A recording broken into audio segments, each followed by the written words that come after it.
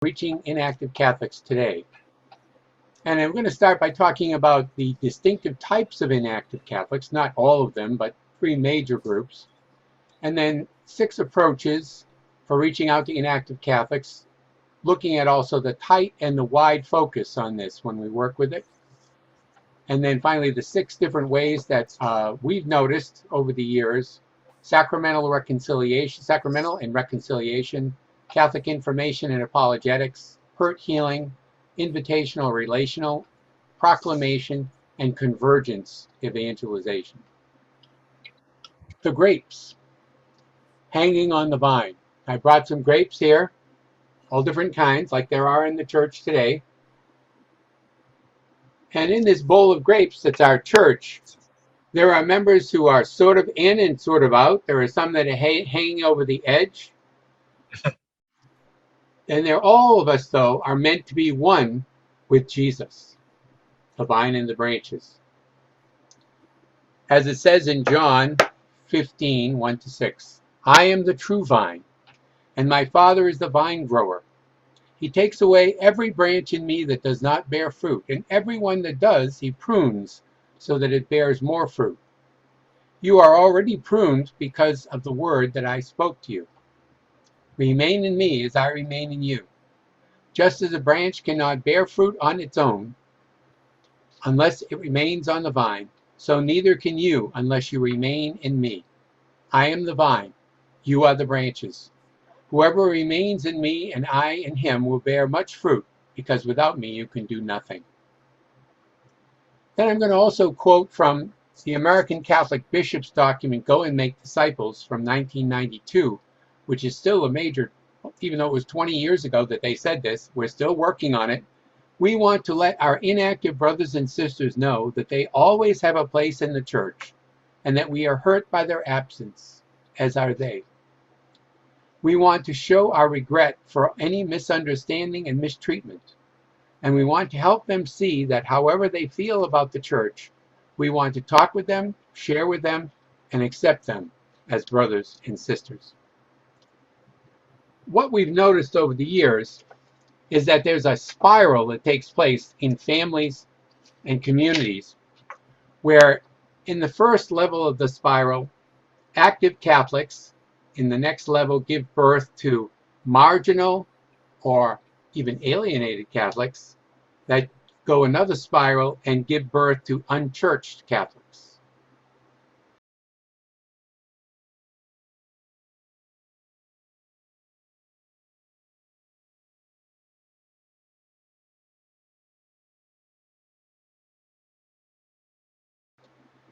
There are distinctive types of Catholics, therefore, that we have to be willing to reach out to.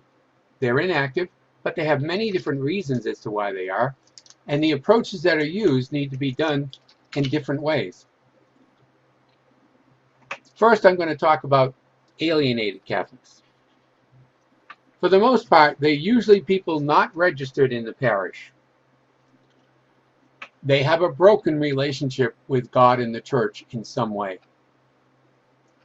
I remember not long ago getting an office call from a lady who said, first thing I said, hello, this is me, yes. And first thing she said to me, you Catholics don't have a personal relationship with Jesus. And I said to myself, oh boy, we're going to have a long conversation here, or it's going to be a very short conversation. And so what happened was, her story was that she had been going to a Catholic church, and since she was born, and then she went to another church with a friend and found out about having a personal relationship with Jesus. Now, she was totally affronted by the fact that her parish had never told her you could have a personal relationship with Jesus. Well, we talked for a long time. I shared with her about the fact that popes have been teaching about having a personal relationship with the church and with Jesus over the past 50 years. I gave her websites she could go to. I even suggested some books she could read. We talked back and forth for a period of time, over months. And finally, at the end, she said to me, she says, although I admit that maybe, I know you have a personal relationship with Jesus, And maybe there are other Catholics that have a personal relationship with Jesus. But I'm just not so sold on the whole thing that the Catholic Church believes it. There are hurts that take place that cause people to become alienated from the church. And hers was alienated from the Catholic Church, but at least not alienated from Christianity. We have others that are alienated much worse. There's a hurt, and it's a hurt that's real, that we see it, we understand why they feel hurt. And there's also the ones that are poof, they seem to be unreal. It's perceived by them as having been a hurt, but it's not something that really happened in a way that we would say objectively, rationally, these people were hurt on purpose. They weren't. Something happened between them and a Catholic teacher, leader, priest, layperson. This is one thing we discovered as we began working in this area, is that more people were alienated from the Catholic Church by other Catholics and how they believed and acted than by the leaders of the church. In this group, we have right now to approach past all the things that we tried to do pretty much were to reach out to alienated Catholics up until about 10 years ago. But in general, that was the focus of all the ministry that went on. And it didn't think about anybody else who was maybe a different reason for why that happened. We only were looking for the alienated. Now, I have to say that a parish trying to deal with people who are alienated for some reason have to have an awful lot of personal, emotional, and spiritual things to deal with the baggage that people have who have been alienated. Here's another one that's come up in the past years when we started merging and closing churches. Now, I'm sure this isn't true of everyone in the country, but in much of the Northeast, for instance, where we live, and we've lived in the north and northeast part of the country for most of our lives, there's a tremendous amount of hurt that takes place when a parish is merged or closed. People feel like they've lost their faith because their local church closed, that the church has left them. They didn't leave the church, they left. They were left by the church, by the side of the road, so to speak, feeling beaten and broken, much like the Samaritan story. And one of the things that we realized is that some of these people, even after their church was closed, felt that maybe because they were married in that church or baptized in that church that's been closed, maybe their baptism or their marriage was no longer valid. And that might sound strange, but that's the kind of reactions people have.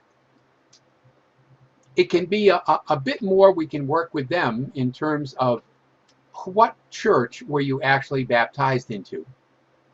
And when they answer those kind of questions, many times they'll say, well, I was baptized in St. Stanislaus Church. I said, but that's a parish. What church were you baptized into? And somewhere along the line, we come to talk about the fact they were actually baptized into the Universal Catholic Church. And even though their parish was closed, which was a very painful thing, we ask forgiveness for the way that's done sometimes, is terrible, terrible, terrible. But still, God wants them to be part of their life and wants them in the church. So that first group of alienated Catholics, I say we always address things. For almost 30 years, everything was addressed toward the alienated. Then, in the same period of time, we started to realize that there were what we would call marginal Catholics, people on the edge. They were registered in the parish, but didn't come to Mass very often.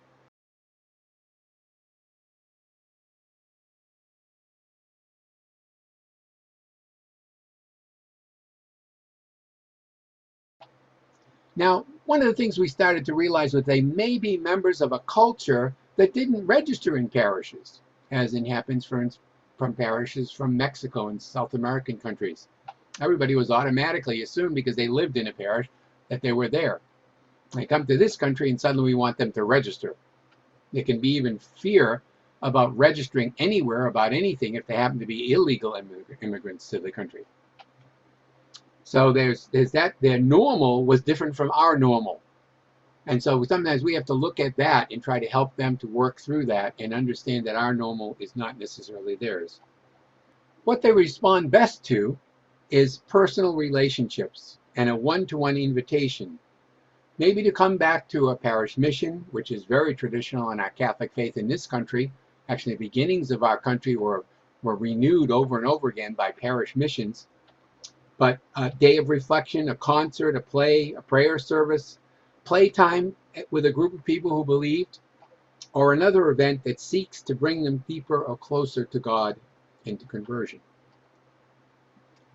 The marginal Catholics need to be listened to without judgment or criticism. I remember running into a fellow we were working with on Long Island, for instance, where at one point we were doing a program which we called From Ashes to Fire, which we turned Ash Wednesday into an evangelistic day. We invited people following Ash Wednesday to come back to Mass, but not just to come back to Mass. We invited them into small groups for 5 weeks during Lent, and then invited them from that into another set of programs to keep coming back and keep growing in small groups or Bible studies. Chris was a stockbroker, and he had initially been invited by a neighbor of his who was coming to an Ash Wednesday evangelistic service. And that led him, as he went through stages of conversion, went on Ash Wednesday, and then following Ash Wednesday, there was a follow-up groups, and then follow-up groups again. He really came to a deep conversion to Christ, came back to the Catholic Church, hadn't been active really other than marginal for many, many years. But the following year in his parish, when they did the same process from ashes to fire, he brought 6 members of his staff back to the Catholic Church, inviting them first to come to Ash Wednesday, then they came into small groups, then they came into small groups again, and eventually were involved in many different things in the parish. The third group that we find are unchurched Catholics. By unchurched, I mean that really church was never a part of their life in the first place. They may be baptized or not. They may have been raised, catechized, or evangelized as Catholic, but have slowly drifted away, or maybe quickly drifted away for some reason. And they are the fastest growing group in the Catholic Church. The estimates now, I've read in the past few years, not counting the pandemic, which might be another notch down in terms of losing more of the marginal Catholics and becoming inactive and unchurched, is that the average person in the Catholic Church, 80 to 90%, become disconnected from the church in some way by the age 13 and leave before age 23. Now, one of the things we've tried to do to reach out is to reach out to youth in terms of that, to have all kinds of young adult programs and youth ministry programs, which are very good, and many have been very successful.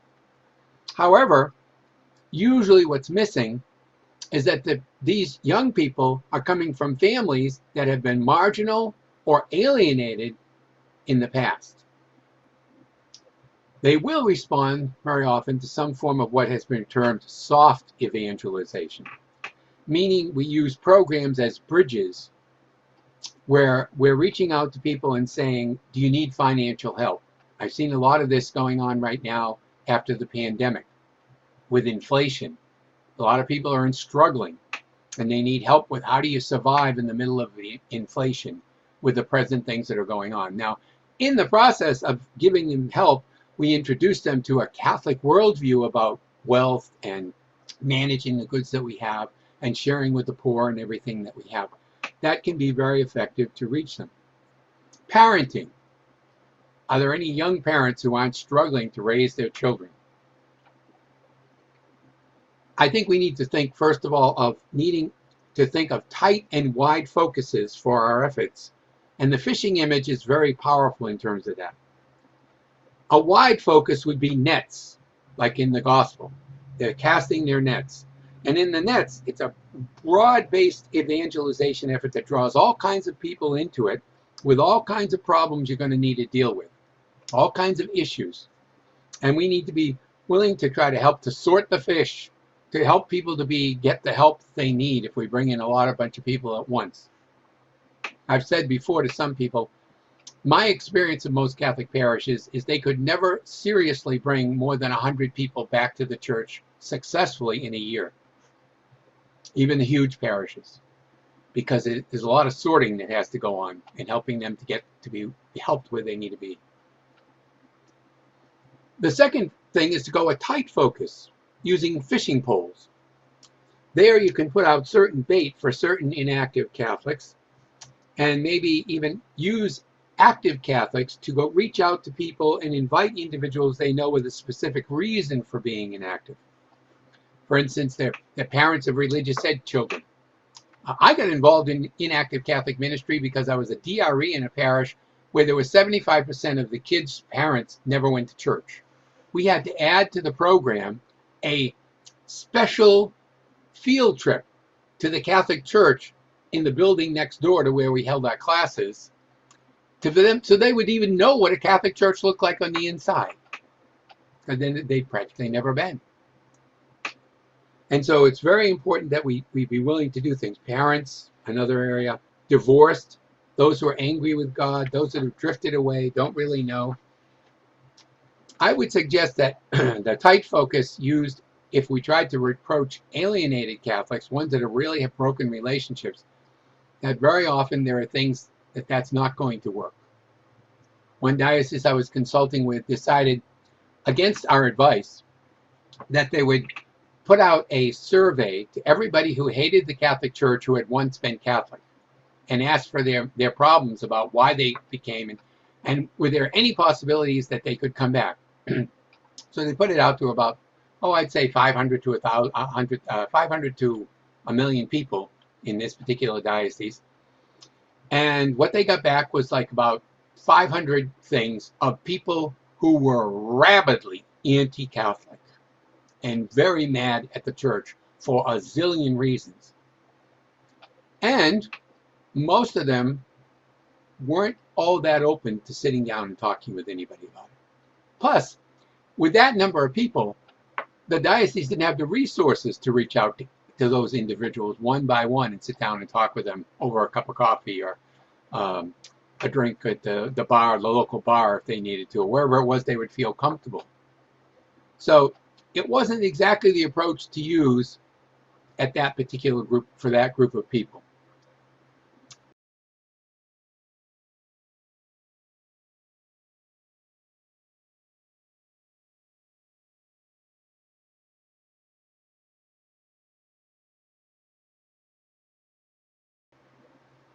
We want to use the best approaches to those that you want to reach out to. Now I speak of the six that we've noticed: sacramental or reconciliation, Catholic information apologetics, hurt healing, invitational or relational, proclamation, and convergence evangelization. The sacramental reconciliation approach has been used best with either the marginal or the unchurched Catholics, but it depended upon this. If you're going to invite people, for instance, to come back to the sacrament of reconciliation, then they had to be aware that they had sinned. And in our culture, that's an awareness that's just not there. People are willing to blame it on their relatives, on their parents, on the bad vibes in community, on how karma has treated them, but they're not willing to take personal responsibility for something that they did and be willing to turn back to God. So that can be a little tricky, although it has worked for some. There are some dioceses, and I think they do well, with the light is always on, where they have people invited at a certain time of the year to come back to the sacrament of reconciliation. It's also something that's been used when parents bring their children, and it has worked in those cases many times to bring some people back. We need to invite and give people opportunities to go to confession. There need to be special celebration for inactive Catholics or children, or inactive parents of children who are in our sacramental programs. But it will not reach everyone. Second approach is Catholic information and apologetics.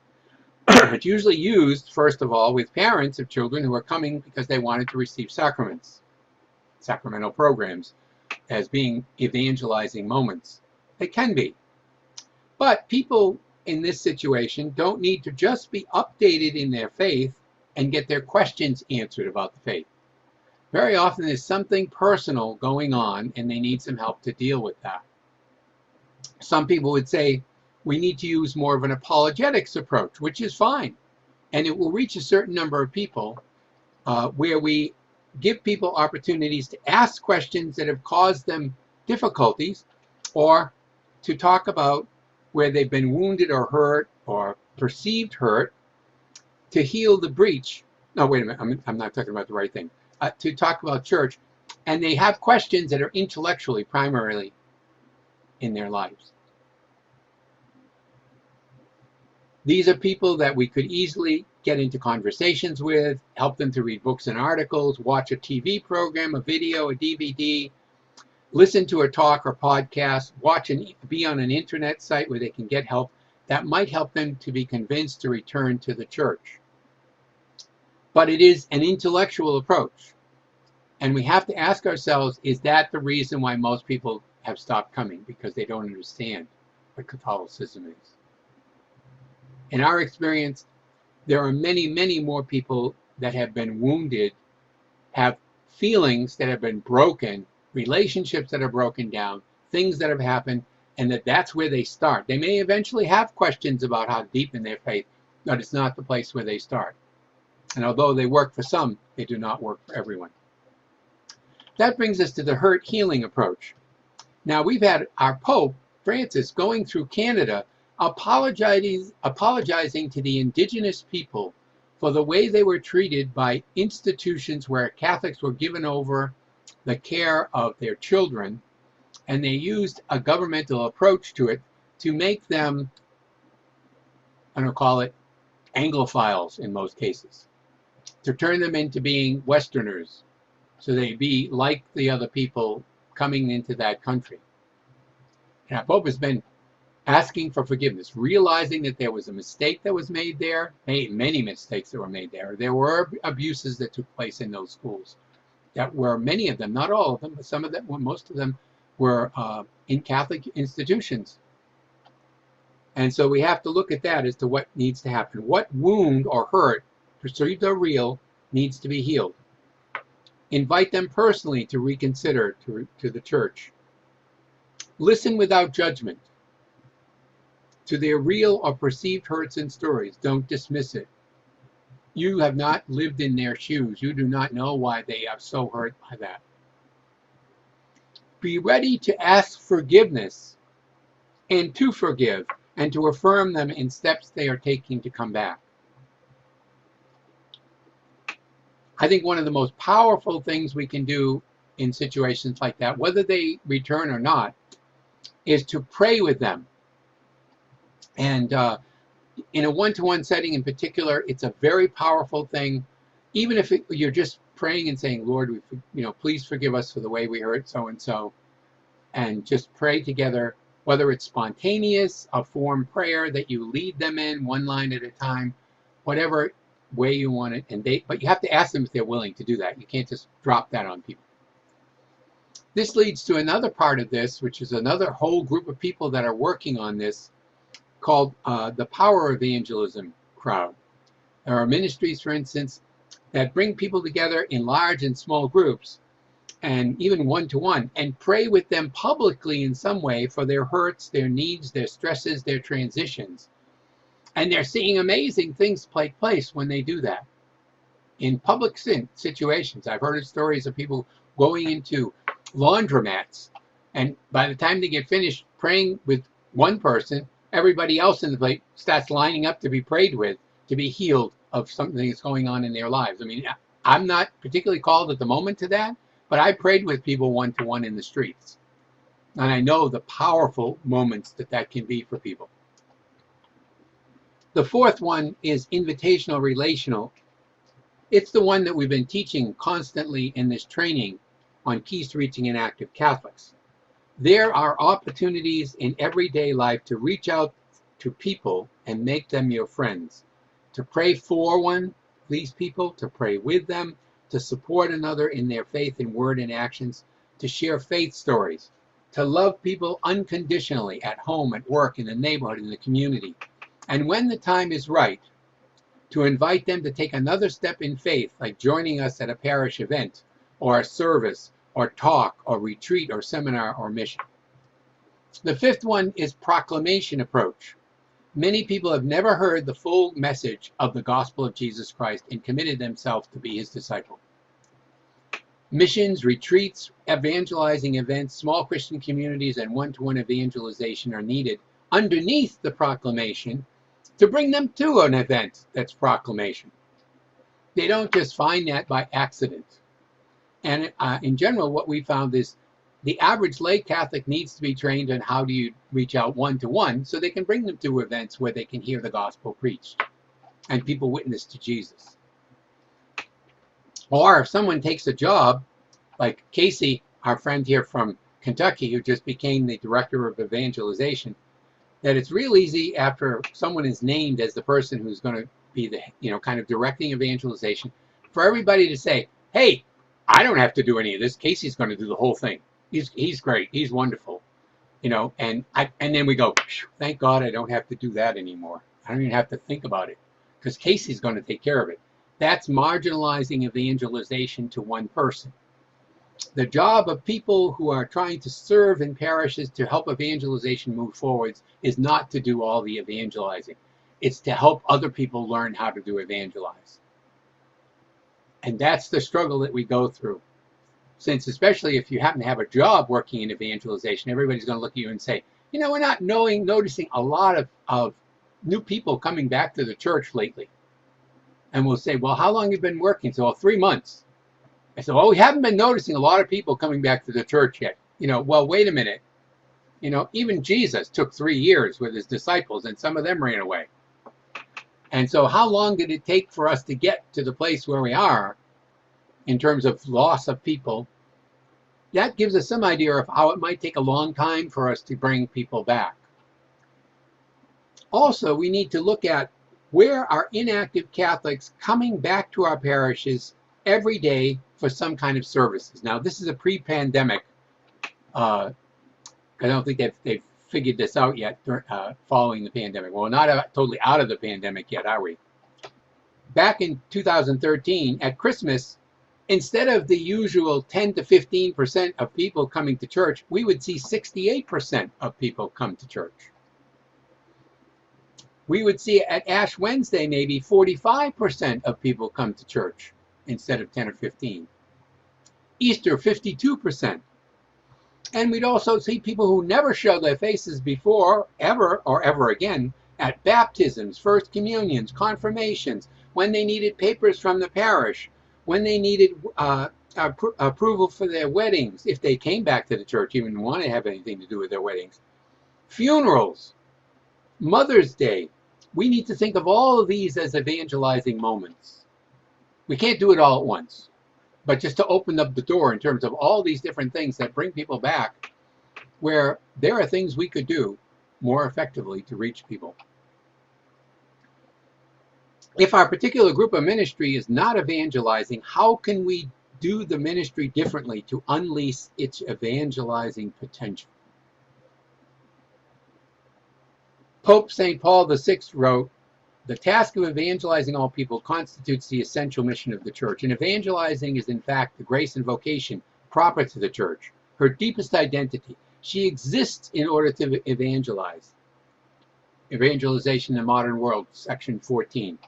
United States Catholic bishops say, "Evangelization is the reason for a parish's existence and the objective of every ministry in the parish, and everywhere Americans see Catholics and Catholic institutions, they should sense a spirit of evangelization." Unfortunately, in our church, in the United States as a whole, as they've realized over the past months, weeks, and years of the pandemic and before that, we would like to image the church this way. But let me show you what it really looks like.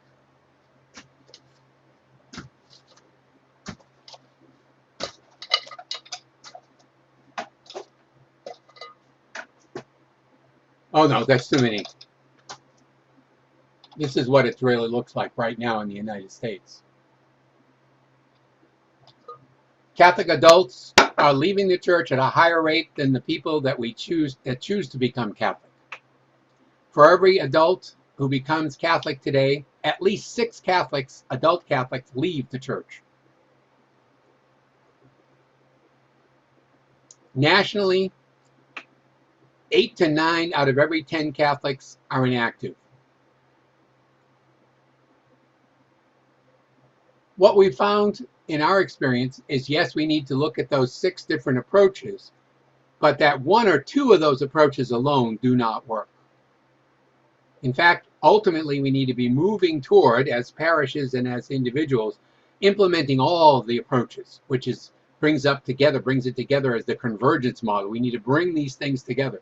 That's going to take a longer time than 3 months, or 3 years, or 5 years, as we often are tempted to use business models to measure these things. I'm going to end with the quote from Luke's Gospel 15, 8 to 10. Or what woman, having 10 coins and losing one, would not light a lamp and sweep the house, searching carefully until she finds it? And when she finds it, she calls together her friends and neighbors and says to them, "Rejoice with me, because I have found the coin that I lost." In just the same way, I tell you, there will be rejoicing among the angels of God over one sinner who repents. I'd like to talk now about being a missionary disciple of Jesus. One of the things that we did in the training that we've been doing throughout these months is that the first part would be about some of the nuts and bolts that we would have encountered or need to encounter in order to work with people. And the second part of each session was on who do we need to be or become in order to be successful in the sense of getting millions of people to follow Jesus, but rather successful in the sense of that we are becoming the kind of missionary disciples that Jesus calls us to be. So this next talk is on being a missionary disciple of Jesus, talking about the challenge of reaching people today, how to invite people to follow Jesus. Friendship and discipleship usually comes before getting them back into a church situation. And finally, what I really found this article a number of years back by Pope Francis explaining the 8 ingredients that he sees for making disciples, missionary disciples. And I call it baking missionary disciples, because it takes a while, and it takes the heat of the Holy Spirit to make us into those kind of disciples that are going to be successful in reaching others. First thing I want to say is that the image I'd like to use to talk about this is the keys. This whole course has been described as keys to reaching inactive Catholics. But to bring us back to that image is that there's key things we don't want to forget if we wish to reach out to others. One key thing is that we need to learn how to follow Jesus ourselves. Our ability, and we need to continue to learn and to do that, because it's not a one-shot thing. The quality of our relationship with Jesus is going to temper or influence or, in a sense, take away from any effort we're going to have on influencing others. Second key is that the lifestyle of missionary evangelization goes against the riptide of modern pluralistic culture. I don't think we've paid much attention to that, but a lot of times it's the culture is going in one direction and the gospel and the churches are going in the opposite direction. I'm not going to go into that in detail. What happens in our culture, for instance, in a pluralistic culture, is people have the idea that there are many paths to good with or without God. You can be good with or without God. And I would say there are paths. Some of the goods are lesser goods than others, and some of them are not really goods. They just are selfish needs being taken as the primary thing we're going for. The third key, is that the quality of our relationships with others along the way, that is, understanding how we are pilgrims, brothers and sisters in Jesus, working together, and how we treat each other is very, very important, because how we treat one another becomes the evangelizing force of the Christian community, or the de-evangelizing force of the Christian community. So although we want to work on ourselves, we want to work on parish ministries, we also have to look at the whole parish in terms of like, okay, how is our parish not only drawing people, how is our parish turning people away if in fact we notice that there are still a few inactive Catholics in our midst? Start with the challenge of many adults face today. There are many adults that say yes to Jesus, no to the church. And some of the reasons they do this, well, first of all, their access to information online is unprecedented. Opinions, relationships, worldviews, you can get the whole schmeal on the internet. As one person said, it's a mile wide but an inch deep. And that's true. It calls for us to tell and retell the story of the real Jesus. There are incomplete notions of who Jesus is that compete for attention with people. He's a nice guy. I like Jesus. He's a prophet. I like Jesus. He's an avatar or spirit guide, coming out of some of our New Age backgrounds for people. Other people, Jesus is irrelevant. And for some others, it's a simplistic view of who Jesus is. We've latched on to a particular title of Christ, a particular way of viewing him. He is the lover. The second thing about this access is that adults in parish life, the way people came back to the church in the past has changed completely. In the past, the normal, the old normal, was people get an education, they get a job, they get married with children, and by their 30s, they've come back to church if they've walked away from church. That is no longer the normal. There is a new normal. People do those same things, education, job, maybe marriage, maybe children or not, but by their 30s, they're usually single, divorced, in fluid job situations where they cannot set down roots in any way whatsoever. The job moves from one part of the world or the country to another. They have a small group of same-age friends, and that's it. Their sexual preferences might not be something that, as Catholics, we would say, wow, that's a Catholic worldview. Their real lives are lived online, no matter what social media platform they're using. And there's that epidemic of loneliness creeping back in. Because without the physical presence of people, without the touch of others in their lives, they become worse and worse and more divorced from reality. I was talking to a young woman recently who, I see her post and I feel like crying. Because what she really is honest about how she feels about being alone. And it's kind of ripping her up by her roots. Now, I have not been able to come up with any suggestions that would be helpful for her yet. I pray and that God is going to show her how to do it. But one of the struggles that you come into is that, bam, you know, I'm really not connected to anybody. I've moved away from my family. I moved away from all my roots. I don't have any underneath me. I have no backup, as one person put it. There's nobody backing me up. Many participate, create, consume, and customize visual content on the internet 24/7, 365.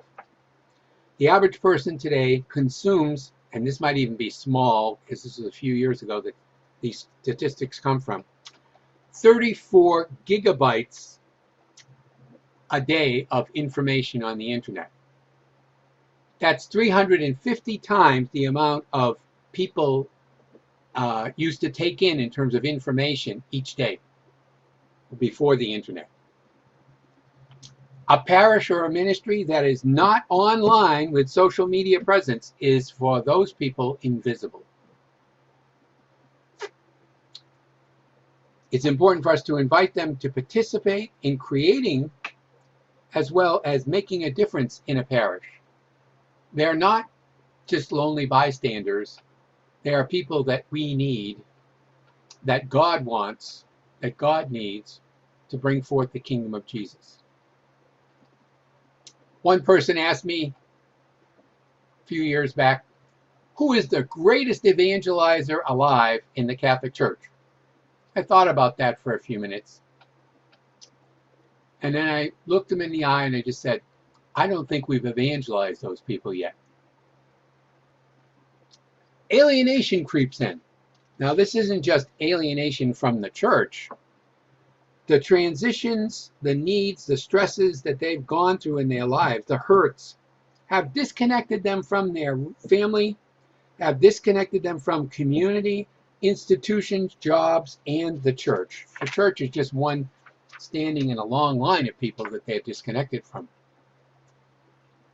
Here, one of the answers we talked about in the past called the oikos, the relationships in everyday life that people need to develop to be fully evangelized, where Jesus is the center of a small group and then a larger group of people, where they rebuild kind of the sort of family of God relationships that they need, that they understand that they're part of the pilgrim people of the church moving forward. The third place where people have struggles is authority. There's tremendous skepticism, questions about whether we can trust anybody and why trust one person or not. And the only absolute in modern society is the uncertainty about there being absolutes. We want to discuss the questions that people are struggling with about the church and in a non-threatening place and venue. The challenge to our Catholic cultural minimalistic lifestyles. That's another thing. We tend to live as Catholics fairly minimal in terms of how it influences our lives. Although we are 22 to 24% of the US population sociologically, our lifestyles are no different from the rest of the world. At one point, we could have pointed to saying, well, there aren't as many divorces in the Catholic Church. Today, we can't say that. Less than 40% of Catholics that get married, if they get married in the church. The disconnect has become, rampant. And like I said, it's not the only ones. They're not the only ones. My wife belongs to a group called the Daughters of the American Revolution. They're a public group that's been going since, I think, sometime in the 1800s. They're finding it extremely hard as a civic organization to get people to join. The challenge for us is that we need to become more like Jesus. If we're facing this, we have to become more like Jesus as individuals, as groups. It's going to take time. I was struck by this quote from a young lady that was given in a book I read a number of years ago called "You Lost Me: Why Young Christians Are Leaving the Church and Rethinking Faith" by David Kinnaman. I want you to step up and live by biblical standards. I want you to be inexplicably generous, unbelievably faithful, and radically committed. I want you to be a noticeably better person than my humanistic teacher, my atheist doctor, or my Hindu next-door neighbor. I want you to sell what you have and give it to the poor. I want you not to worry about your health like you are afraid of dying. I want you to live like you actually believe in God and the God that you preach about. I don't want you to be like me. I want you to be like Jesus. That's when I'll start listening. And that's a pretty good picture of a lot of people younger in our society. And I'm not talking about younger than around 18. I'm talking about people in their 30s and 40s and later. They don't see us as a convincing witness. How do we become a more convincing witness? Invite others to follow Jesus.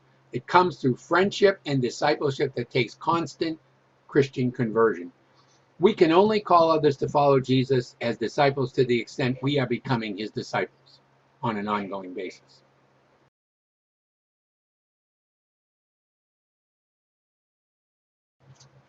Loving God with all, above all, is a real challenge for us.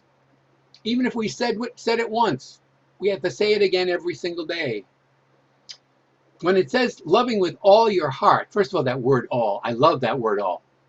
I tried to read about, were there any, like dispensations from the all part that we could find a cheap way to live as Christians somehow?